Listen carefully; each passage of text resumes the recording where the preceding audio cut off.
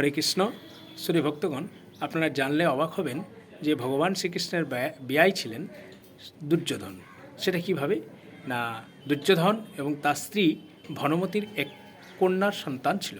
সেই কন্যার সন্তানের নাম ছিল লক্ষণা।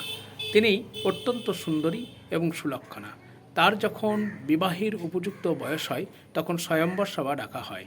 সেই স্বয়ম্বর সভায় অন্যান্য অনেক রাজপুত্ররা উপস্থিত হলেই ভগবান শ্রীকৃষ্ণের এক পুত্র শাম্ব তিনিও সেখানে উপস্থিত হন এবং লক্ষণা রূপে মোহিত হয়ে তিনি তাকে স্বয়ম্বর সভা থেকে প্রতিযোগিতা অংশ না গ্রহণ করে হরণ করে নিয়ে যান এবং এতে দুর্যোধন অত্যন্ত ক্রুদ্ধ হন এবং তারা পিছন ধাওয়া করে শাম্বকে কর্ণ তিনি ইন্দ্রজাল